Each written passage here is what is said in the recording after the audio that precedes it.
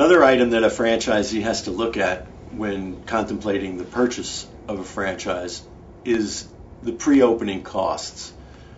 Now, the law requires that a franchisor disclose in what's called a Uniform Franchise Offering Circular, or now called a franchise disclosure document, in a tabular format, meaning as a kind of a graph, all of the anticipated expenses that a franchisee will incur when they first open. Now, a prospective franchisee has to be very careful looking at those anticipated costs, because statistics have shown that more than 90% of businesses fail in the first 3 years, primarily because they're undercapitalized. That means you have to have enough money on hand so that you can get through the initial operating phases of your franchise operation until it turns profitable. Some businesses, many businesses, lose money in the first 1 or 2, maybe 3 years of operations. Not all franchises, but some do.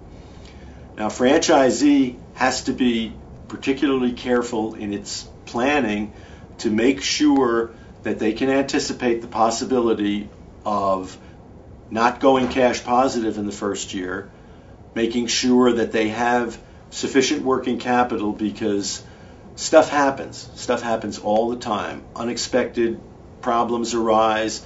Snow may cause a unit not to be able to operate as well during a period of time. Any sort of weather conditions could severely diminish the revenues that come in at the beginning. Not being known could diminish the revenues that come in the beginning.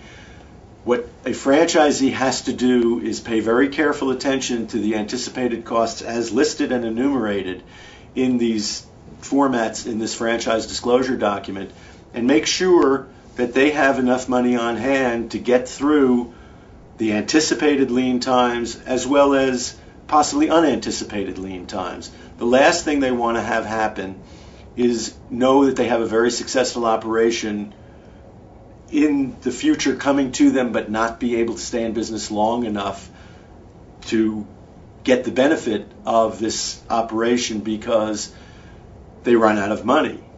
That usually results in distress situations or making bad decisions. So when a franchisee goes through a franchise disclosure document and is contemplating buying it, they want to make very certain that they've done their own financial projections, that they have their own financial business plan, such that they are sure that they have enough money to get through probably the first 2 or 3 years until the franchise becomes a very profitable operation.